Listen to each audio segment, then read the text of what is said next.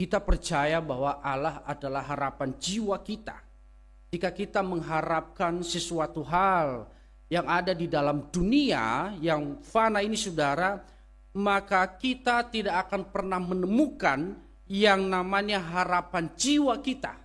Meskipun kita bisa berharap kepada manusia, tetapi saudara, pada ujungnya manusia hanya mengecewakan setiap kita. Saudara, pada tahun 1858 seorang pendeta Dudley Ting, saudara, seorang hamba Tuhan di gereja episkopal di kota Philadelphia, Amerika, saudara. Dia seorang hamba Tuhan memulai mengkritik kehidupan sosial yang masih suka melakukan hidup perbudakan di Amerika, saudara. Dia mulai mengkritik setiap orang, baik pun orang-orang Kristen maupun pemerintah maupun gereja pun yang mulai mengkritik, saudara, karena memiliki satu gaya hidup sosial yang melanggar daripada firman Tuhan. Saudara, akibat daripada kritikannya itu, saudara, dia dipecat dari gereja. Seorang hamba Tuhan dipecat dari gereja akibat daripada kritikannya tentang kehidupan sosial yang suka memperbudak orang. Saudara, selama beberapa waktu dari cerita itu, saudara, pendeta ini menjenguk beberapa orang teman-temannya yang sedang bekerja di perusahaan mesin untuk menggiling jagung, saudara. Lalu tak sengaja lengan bajunya itu tersangkut di dalam gigi mesin ular jagung, saudara. Dan satu daripada lengannya itu hancur dan banyak mengeluarkan darah. Nah, saudara, dari cerita ini lalu muncul pribadi kedua adalah pendeta George Duffel, saudara, seorang hamba Tuhan juga di gereja Philadelphia di Amerika Serikat, adalah sahabat dari pendeta Ting, saudara. Saudara, pada saat itu ketika pendeta Ting ini sudah mulai menunjukkan bahwa ia akan meninggal dunia, saudara. Lalu pendeta Duffel ini, saudara, bertanya kepada pendeta Ting, berkata begini, adakah pesan-pesan terakhir untuk orang-orang percaya? Lalu ia berkata, mari kita semua bangkit, berdiri bagi Yesus. Lalu setelah beberapa waktu meninggallah dia. Saudara, pendeta George adalah seorang penulis lagu, banyak menuliskan lagu-lagu himne, saudara. Lalu di dalam cerita itu, setelah beberapa waktu ia menuliskan satu syair lagu yang sangat indah, saudara, yang ada di dalam KPPK kita adalah 361, Hai Bangkit Bagi Yesus. Saudara, latar belakang lagu ini sungguh mengerikan, saudara. Bagaimana kehidupan sosial, bagaimana lagu ini menceritakan kekristenan harus bangkit melawan ketidakadilan, harus bangkit melawan gaya hidup yang tidak sesuai dengan kebenaran firman Tuhan, harus bangkit melawan sikap-sikap perbudakan yang sering terjadi, saudara. Saudara, seringkali kita, kalau kita anak-anak muda maupun jemaat-jemaat di zaman ini, saudara, menyanyikan lagu himne itu rasanya berat sekali, ya. Sampai ada yang berkata kayak lagu kuburan. Saudara, himne itu bukan lagu kuburan, saudara. Setiap perkataan, setiap daripada tulisan-tulisan di dalam lagu himne memiliki latar belakang yang sungguh menggetarkan jiwa, saudara. Misalkan kalau kita melihat lagu Mengikut Yesus Keputusanku, saudara, seringkali kita hanya menyanyikan tetapi tidak ada rasa sebenarnya di balik lagu Mengikut Yesus Keputusanku itu apa, saudara. Ya. Suatu saat seorang laki-laki memiliki satu keluarga, saudara, di India. Lalu kepala suku itu menangkap mereka karena kepala suku tidak percaya Yesus. Lalu ada satu keluarga percaya kepada Yesus. Lalu kepala suku itu membunuh istrinya, saudara. Memenggal kepala istrinya, bahkan memutilasi istrinya. Lalu kepala suku berkata kepada laki-laki itu, tinggalkan Yesusmu. Lalu ia berkata, mengikut Yesus keputusanku. Lalu anaknya diambil, lalu dipenggal juga saudara. Dimutilasi di depannya. Lalu ia tetap berkata, mengikut Yesus keputusanku. Sampai pada akhirnya dia pun harus mati. Lah saudara, ini satu lagu yang memiliki makna yang paling dalam. Ketika kita berkata mengikut Yesus keputusanku, saudara, kita membayangkan bagaimana seorang anak Tuhan mengatakan mengikut Yesus keputusanku, di mana di depannya saudara, anak dan istrinya sedang dimutilasi.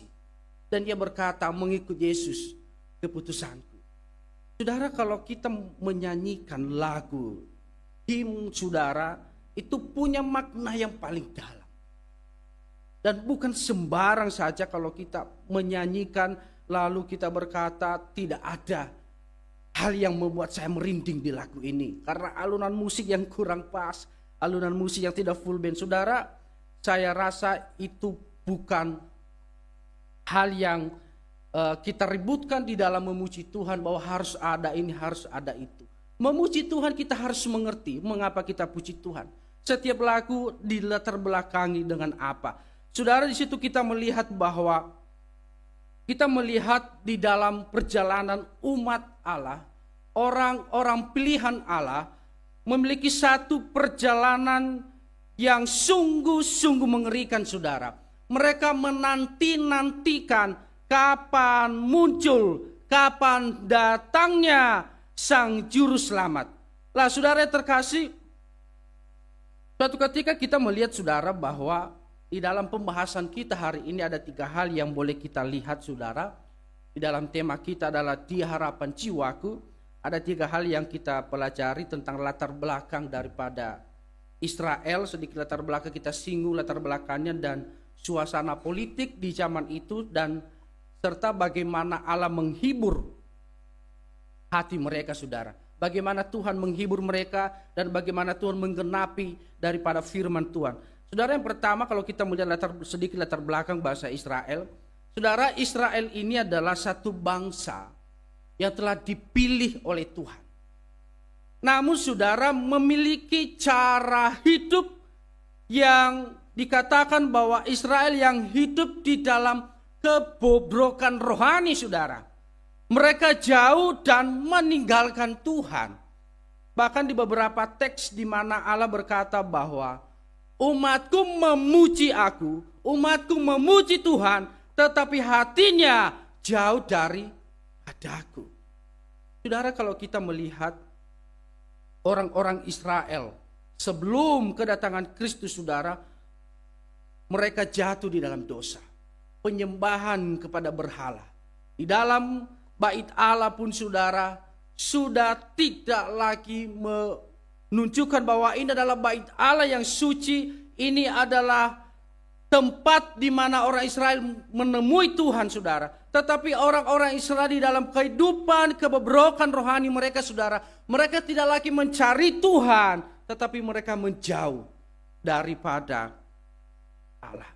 Saudara, di Nabi Yesaya menyerukan pertobatan.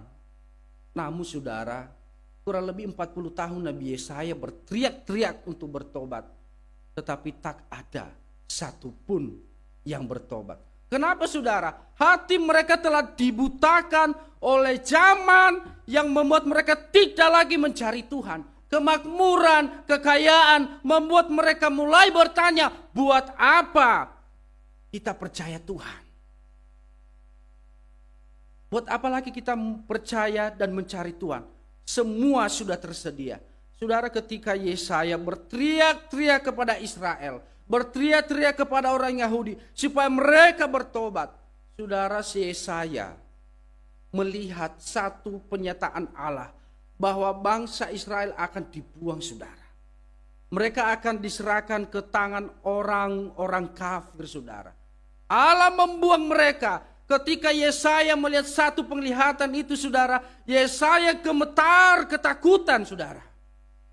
Ketika ia melihat kengerian itu. Tetapi saudara, di sini dikatakan bahwa Allah membuang Israel ke tangan orang kafir. Menunjukkan apa saudara? Bahwa manusia, umat Tuhan pun mereka bukan siapa-siapa di hadapan Allah. Tidak ada yang bisa diandalkan oleh manusia di hadapan Allah sehingga Tuhan harus tunduk kepada manusia. Saudara, Sproul berkata begini saudara, bahwa Israel di dalam pembuangan itu, dia berkata begini, bahwa pengingat bahwa Allah tidak menoleransi dosa, tetapi juga selalu memberikan kesempatan untuk pertobatan. Saudara, kita melihat bahwa di dalam pembuangan beberapa kali Tuhan membuang mereka.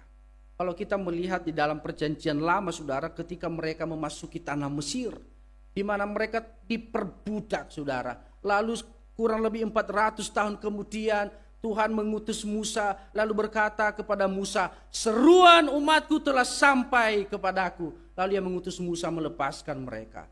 Lalu ketika Tuhan menghukum mereka, membuang ke Babel, membuang ke Asyur saudara, Tuhan tidak tinggal diam, mengirim para nabi, mengirim para hamba Tuhan untuk menyerukan daripada pertobatan. Saudara, Sproul berkata, meskipun Tuhan menghukum mereka, membuang mereka sebagai sifat Allah yang tidak menoleransi dosa, tetapi sifatnya Dia yang mengasihi, memberikan kesempatan bagi mereka supaya mereka bertobat. Saudara, ini sedikit latar belakang yang boleh kita lihat bagaimana Israel. Saudara, yang kedua, kita akan melihat sedikit suasana politik yang terjadi saat itu. Saudara, Israel ini saudara, ketika mereka dipimpin oleh Daud saudara, lalu dipimpin oleh Salomo, lalu kerajaan itu terbagi menjadi dua. Saudara, di situ mulai terjadi perhelatan politik saudara. Bahkan beberapa kali mereka terjadi peperangan saudara, Israel Utara melawan Yahudi yang ada di selatan. Saudara, mereka adalah satu bapa, satu bangsa, tetapi saling berperang, yang akhirnya Tuhan menghukum mereka, Tuhan merendahkan mereka, dan menyerahkan mereka kepada kerajaan-kerajaan lain saudara, atau kerajaan-kerajaan kafir. Saudara, seolah-olah ketika mereka menjalani kehidupan ini saudara, seolah-olah tidak ada lagi harapan. Masa depan yang suram serta status yang tidak jelas. Saudara, kita melihat ya, kalau kita melihat sejarah bangsa Indonesia pada saat mengalami satu penjajahan saudara, banyak orang-orang yang ada di Indonesia mulai mempertanyakan, kita mau hidup seperti apa. Status tidak jelas, melakukan banyak hal terbatas karena berada di dalam tekanan kerajaan-kerajaan lain. Saudara, ada satu peristiwa yang paling mengerikan di dalam sejarah bangsa Israel saudara, adalah seorang raja Antiochus saudara, Antiochus IV Epiphanes. Saudara, seorang raja yang sangat bengis saudara, ketika ia memasuki daerah, ini adalah Raja Epiphanes, ini adalah raja setelah Raja Alexander meninggal saudara, kerajaannya terbagi 4, dan salah satu kerajaan yang dipimpin Epiphanes ini saudara, itu menjadi besar. Lalu saudara, ia memasuki Yerusalem. Lalu ketika ia memasuki Yerusalem saudara, ia kagum ya, ia kagum terhadap barang-barang suci, emas-emas yang ada di sana saudara, dan kekagumannya itu membuat dia menginginkan barang-barang itu. Lalu barang-barang suci itu dia bawa pergi saudara. Dia bawa untuk dari bait Allah, semua barang-barang yang berharga dia bawa. Bahkan yang paling mengerikan saudara, dia menghentikan persembahan kurban di Yerusalem. Setiap orang tidak boleh mempersembahkan kurban di hadapan Tuhan. Setiap orang tidak boleh beribadah. Setiap orang yang beribadah pasti dimutilasi saudara. Bahkan yang paling mengerikan saudara, ia melihat bahwa ternyata di Israel itu babi itu diharamkan saudara. Tetapi bagi mereka tidak. Babi itu diharamkan. Lalu yang paling mengerikan saudara, ia mengambil satu ekor babi saudara, lalu ia persembahkan di mezbah di bait Allah. Saudara, ini satu kengerian yang dilakukan oleh Raja Epiphanes. Bagaimana raja yang sangat bengis ini saudara. Lalu di dalam sejarah bangsa Israel ini saudara, ia memaksakan orang-orang Yahudi untuk meninggalkan penyembahan mereka kepada Tuhan. Mereka yang bersikeras, saudara, dimutilasi, dicekik, disalibkan. Bahkan anak-anak mereka, saudara, bahkan beberapa catatan menuliskan bahwa mereka yang disalibkan itu anak-anak mereka itu digantung di lehernya mereka, saudara. Barang siapa mereka yang tidak mengindahkan yang namanya Epifanes ini, saudara. Saudara, muncul pemberontak. Salah satu adalah Yudas Makabe, saudara. Memberontak dan dia berusaha melawan, saudara. Tetapi, saudara, kita melihat bahwa Tuhan Yesus pernah menubuatkan bahwa ketika engkau mendapatkan satu masa di mana seseorang yang berdiri di tempat yang tidak layak, di mana kengerian itu terjadi, engkau harus lari ke gunung. Mereka yang ada di padang gurun, mereka yang ada di padang, janganlah ia kembali. Mereka yang ada di dalam rumah, janganlah ia keluar. Saudara, di dalam nubuatan daripada Daniel, saudara, ketika dia menubuatkan bahwa akan ada satu masa di mana tempat bait Allah itu dinajiskan, saudara, banyak para ahli sejarawan, para teolog berkata bahwa itu digenapi oleh Epifanes. Ya, kurang lebih hampir 160 tahun sebelum Yesus lahir, saudara. Kejadian seperti itu. Lalu Tuhan Yesus pernah nubuatkan bahwa dia mengutip Daniel, saudara, bahwa akan ada masa di mana juga terjadi hal yang sama. Saudara, itu nanti banyak juga para teolog dan sejarawan berkata bahwa itu nanti membicarakan tentang Jenderal Titus. Jenderal Titus di tahun 60-an ketika dia meratakan Yerusalem. Saudara, ini adalah sedikit saat kita melihat bagaimana orang-orang Yahudi, umat-umat Tuhan yang telah jatuh di dalam dosa, bagaimana Tuhan menunjukkan kepada mereka bahwa engkau bukan siapa-siapa. Engkau adalah manusia berdosa, engkau tidak bisa membuat Tuhan terikat oleh engkau. Dan lalu Tuhan merendahkan mereka, menyerahkan mereka ke tangan orang-orang kafir. Saudara, kita melihat tadi yang tadinya Israel adalah satu kerajaan yang sangat besar di zaman Salomo. Bahkan Alkitab menuliskan bahwa Salomo adalah raja terkaya. Dan bahkan nilai tukar hari itu, saudara, itu koin-koin pada saat itu tidak berlaku. Nilai tukar salah satu adalah emas dan mutiara di zaman itu. Saudara, satu kekayaan di mana Tuhan memberikan kepada mereka. Tetapi akibat daripada dosa itu, Tuhan membuang mereka. Tuhan merendahkan mereka. Nah, saudara yang terkasih, di sini kita melihat bahwa di dalam keadilan Allah, seperti yang dikatakan Sproul, seorang hamba Tuhan tadi, bahwa di dalam keadilan Allah dia tidak menoleransi dosa, tetapi dia memberikan kesempatan untuk bertobat. Saudara, Tuhan memberikan penghiburan, Tuhan memberikan kekuatan kepada umat-umatnya. Saudara, kita melihat di dalam kitab Yeremia pasalnya yang ke-23. Kitab Yeremia pasalnya yang ke-23 ayat 5 sampai ayat ke-8. Saya akan bacakan bagi kita, saudara. Sesungguhnya waktunya akan datang, demikianlah firman Tuhan, bahwa aku akan menumbuhkan tunas adil bagi Daud. Ia akan memerintah sebagai raja yang bijaksana dan akan melakukan keadilan dan kebenaran di negeri. Dalam zamannya Yehuda akan dibebaskan dan Israel hidup dengan tentram. Dan inilah namanya yang diberikan orang kepadanya, Tuhan keadilan kita. Sebab itu demikianlah firman Tuhan, sesungguhnya waktunya akan datang bahwa orang tidak lagi mengatakan, demi Tuhan yang hidup yang menuntun orang Israel keluar dari tanah Mesir. Melainkan demi Tuhan yang hidup, yang menuntun dan membawa pulang keturunan kaum Israel, keluar dari tanah utara dan dari segala negeri kemana ia mencerai-beraikan mereka. Maka mereka akan tinggal di tanahnya sendiri. Saudara, ini adalah satu konteks firman Tuhan, bagaimana Tuhan menyampaikan firman-Nya melalui Nabi Yeremia kepada orang-orang Israel yang akan masuk di dalam pembuangan, saudara. Lalu ia berkata bahwa meskipun Tuhan membuang engkau, tetapi akan ada satu masa, akan ada satu waktu di mana Tuhan menumbuhkan tunas bagi Adil Daud. Saudara, ini yang menjadi harapan bangsa Israel. Ini yang menjadi harapan bagi umat Tuhan.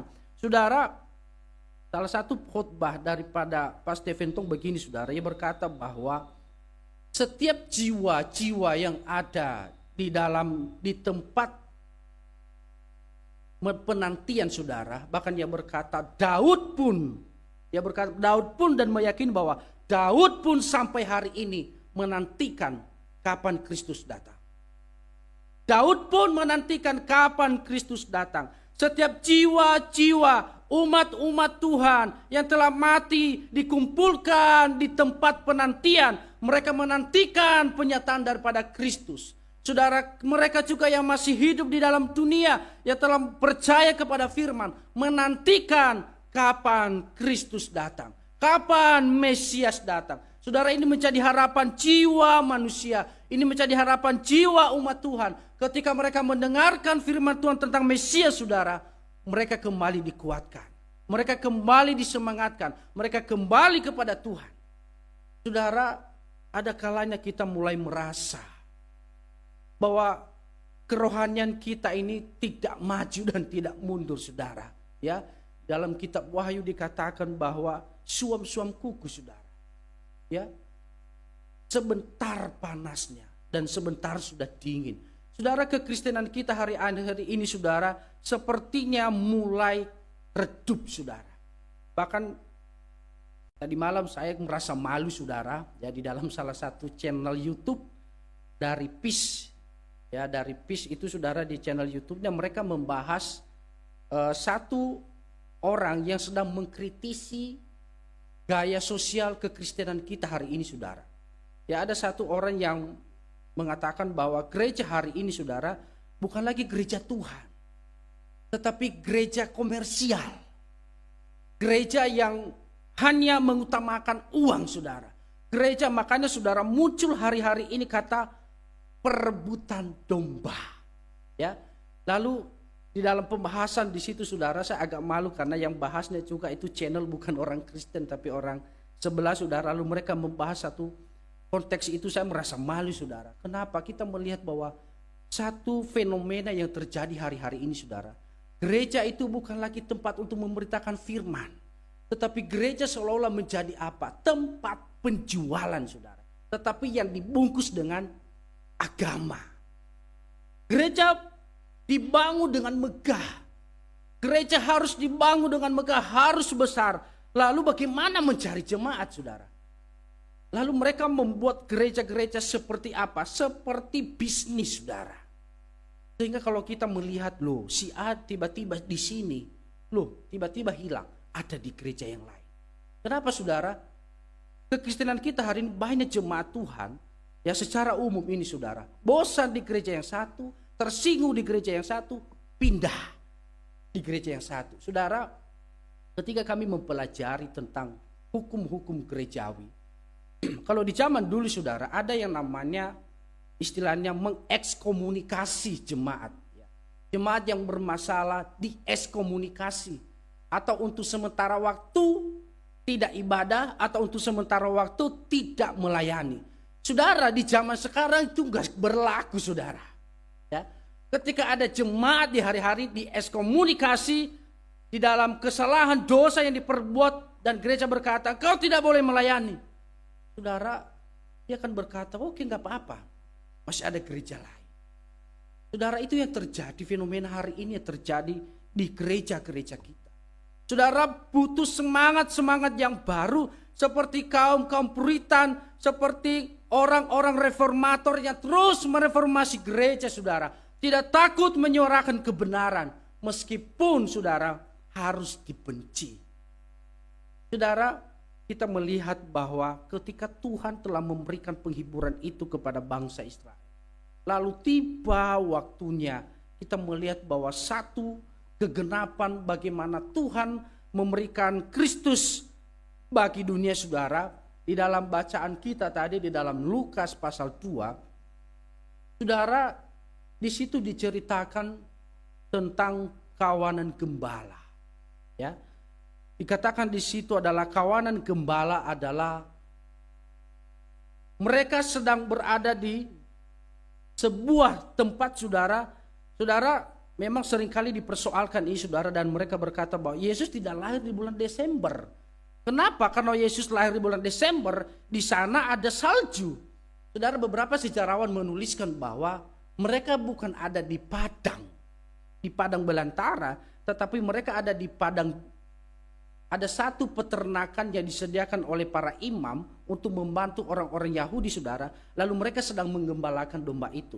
Saudara, para gembala ini saudara adalah mereka yang tidak masuk perhitungan di dalam tatanan sosial saudara, atau kaum termarginal.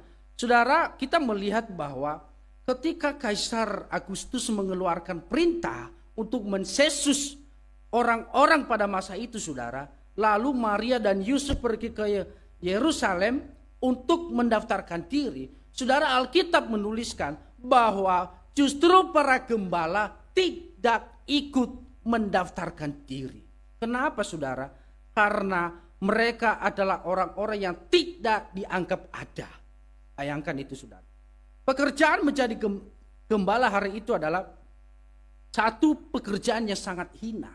Kalau Bapak Ibu mengingat ketika Yusuf di Mesir saudara, lalu Yusuf berbicara kepada saudaranya dan berkata, ketika nanti Firaun atau Raja Mesir menanyakan apa pekerjaanmu, engkau harus menjawab, kami adalah penjaga peternak, kami adalah gembala domba. Kenapa saudara? Karena pekerjaan menjadi gembala domba, gembala ternak di Mesir, Yusuf berkata itu adalah satu pekerjaan yang hina di hadapan mereka.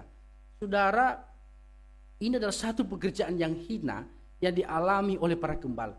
Saudara, seorang hamba Tuhan bernama Pendeta Joseph Tong, saudara, adik daripada Pak Stephen Tong. Dia berkata begini saudara, pada masa itu setiap mereka yang berprofesi sebagai gembala atau mereka yang jadi gembala ternak, gembala domba adalah kaum yang termarginalkan, tidak terpandang, serta tidak terhitung dalam tatanan sosial masyarakat. Harga diri mereka tidak lebih berharga daripada ternak yang sedang mereka jaga. Saudara, bahkan ada satu kisah. Seorang gembala ternak saudara, lalu tuannya mendapatkan bahwa gembala ini terpleset saudara, lalu jatuh ke sebuah jurang, entah meninggal atau apa saudara. Tetapi di dalam satu catatan itu dikatakan bahwa tuannya saudara tidak mau mencari. Tuannya tidak pedulikan. Tuannya tidak menghitung bahwa ini adalah orang yang berharga bagi dia. Tetapi saudara, yang paling berharga bagi dia adalah ternaknya, dombanya. Saudara, kita melihat bahwa bagaimana di zaman itu kehidupan manusia sangat prihatin saudara. Bahkan seorang pendeta berkata bahwa mereka pun, harga diri mereka tidak lebih berharga daripada ternak yang mereka jaga. Saudara, kita melihat bahwa mereka yang tidak berharga, mereka yang tidak terpandang, mereka yang seharusnya tidak terlihat saudara, tetapi Alkitab mengangkat mereka. Kabar Natal pertama diberitakan kepada siapa? Diberitakan kepada para gembala. Mereka yang tidak terhitung secara sosial masyarakat, tetapi mereka yang mendapatkan kabar Natal. Saudara, firman Tuhan berkata kepada mereka, jangan takut. Ketika malaikat Allah menunjukkan diri kepada para gembala, firman Tuhan berkata, jangan takut. Aku memberitakan kepadamu kesukaan besar. Berita Natal, saudara, berita Natal diberitakan kepada mereka yang dianggap tidak layak. Firman Tuhan berkata, jangan takut. Kalau kita melihat saudara di ayat ke-8. Di daerah itu ada gembala-gembala yang tinggal di padang menjaga kawanan ternak mereka. Pada waktu malam, tiba-tiba berdirilah seorang malaikat Tuhan di dekat mereka. Dan kemuliaan Tuhan bersinar meliputi mereka. Dan mereka sangat ketakutan. Lalu kata malaikat, jangan takut. Sebab aku akan memberitakan kepadamu kesukaan besar. Saudara, kesukaan besar diberitakan kepada siapa? Seharusnya diberitakan kepada raja. kepada Raja Herodes, kepada para imam ahli Taurat, saudara. Tetapi Tuhan memerintahkan kesukaan besar kepada mereka yang tidak ada secara sosial. Saudara, para gembala adalah satu kelompok manusia yang dianggap tidak ada di tengah-tengah Israel. Satu kelompok manusia seperti kita, saudara, lalu dianggap tidak ada, lalu dianggap hina, lalu dianggap sudah mati. Dan mereka yang dianggap mati, Tuhan datang kepada mereka dan berkata, jangan takut, aku memberitakan kepadamu kesukaan besar. Dan berita Natal tidak diberitakan kepada mereka yang ada di dalam kerajaan. Ketika orang-orang Majus dari timur datang ke Yerusalem, dan mereka menanyakan kepada Raja Herodes, saudara, lalu berkata, di mana Mesias dilahirkan? Di mana Kristus dilahirkan? Lalu Alkitab menuliskan seluruh Yerusalem heboh, saudara. Kaget, gentar, Yesus sudah datang, Mesias sudah datang. Tetapi saudara, ada satu kekosongan. Ketika Herodes menanyakan kepada ahli Taurat, di mana Mesias dilahirkan? Saudara, para ahli Taurat, para imam berkata, menurut kitab para nabi, dia dilahirkan di Bethlehem. Saudara, mereka tahu bahwa menurut para nabi Yesus dilahirkan di Bethlehem. Tetapi ketika Yesus lahir di Bethlehem, apakah mereka datang? Apakah mereka mencari Yesus? Apakah mereka menyambut Mesias? Alkitab menuliskan tidak, saudara. Justru Herodes melakukan satu kejahatan, berusaha menyingkirkan Mesias. Saudara, kedatangan Mesias diberitakan kepada mereka yang sudah tidak memiliki harapan jiwa, yang sudah tidak memiliki harapan untuk hidup. Martin Luther ketika ia memandang orang-orang atau para gembala ini, saudara, ia berkata bahwa Natal diberitakan kepada para gembala menunjukkan bahwa Injil adalah kabar sukacita bagi orang miskin dan rendah hati. Saudara, miskin di dalam Alkitab banyak arti. Miskin bukan hanya berbicara harta, miskin bukan hanya berbicara kekayaan, tetapi kita yang telah jatuh di dalam dosa adalah orang-orang miskin di hadapan Tuhan. Kau tidak pernah bisa membeli hidup kekal, kau tidak pernah mampu memberikan hidup kekal, tetapi hanya melalui belas kasihan Allah engkau memperoleh kehidupan kekal. Di dalam Lukas 12 ayat 11 menjadi ayat perenungan kita, saudara, dikatakan di situ, hari ini telah lahir bagimu juru selamat, yaitu Kristus Tuhan di kota Daud. Saudara, ketika para gembala melihat bahwa Yesus telah lahir, saudara, apa yang mereka rasakan? Saya membayangkan, saudara, ketika berada di posisi itu, mereka yang tadinya mengharapkan, mereka yang tadinya tidak punya harapan hidup, mereka yang tadinya dianggap suatu manusia yang tidak boleh bergabung di tengah-tengah orang lainnya, saudara, apa yang mereka rasakan? Saudara, saya meyakini bahwa ketika para gembala ini mendapatkan kabar itu, saudara, menunjukkan apa? Waktunya Tuhan telah datang. Ketika Yeremia menyerukan bahwa akan ada satu masa, aku akan melahirkan tunas Daud, aku akan menumbuhkan tunas Daud. Saudara, inilah waktunya Tuhan. Makanya firman Tuhan berkata, hari ini, waktu ini, Juru Selamat telah lahir. Saudara, waktunya Tuhan telah datang. Masa penderitaan berakhir, adanya harapan untuk hidup. Saudara, kedatangan Yesus ke dalam dunia menunjukkan bahwa ada harapan. Ya, daripada kisah para gembala ini, saudara, ada beberapa hal yang kita perhatikan dari kisah para gembala. Yang pertama adalah Allah mengasihi orang-orang lemah. Yesus adalah harapan bagi jiwa. Allah mengasihi orang-orang lemah, orang-orang yang termarginalkan. Tuhan datang kepada mereka. Tuhan berkata, aku datang bukan mencari orang benar, tetapi aku datang mencari orang berdosa. Karena orang sehat tidak memerlukan tabib. Kita orang berdosa memerlukan juru selamat. Yang kedua saudara, Allah mengasihi manusia yang telah jatuh di dalam dosa. Yesus lahir ke dalam dunia menjadi harapan bagi kita, sehingga kita memiliki kehidupan yang kekal. Yang terakhir saudara, Allah mengasihi manusia namun tidak melihat derajat sosial kita. Tidak ada orang yang berkata hanya saya dikasihi Tuhan, saya orang yang rajin gereja, saya punya nama yang baik, saya punya nama yang besar, pasti Tuhan mengasihiku.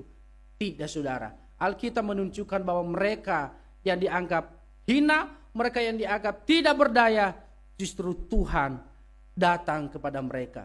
Saudara, begitulah firman Tuhan pagi hari ini yang boleh menjadi perenungan bagi kita. Bahwa Tuhan begitu mengasihi kita. Meskipun Tuhan menghajar kita, Tuhan memarahi kita, Tuhan menghukum kita saudara. Tetapi kita percaya bahwa di balik hukuman itu, di balik kedisiplinan rohani saudara, ada satu waktu di mana Tuhan memberikan kita kesempatan untuk bertobat. Saudara, waktu belum usai. Waktu demi waktu Tuhan memberikan kita kesempatan. Saudara diberikan kesempatan bertobat, percaya kepada Kristus yang telah lahir dan mati bangkit bagi kita, yang menjadi harapan bagi jiwa kita. Kiranya kebenaran firman Tuhan memberkati setiap kita. Tuhan Yesus memberkati. Mari kita berdoa.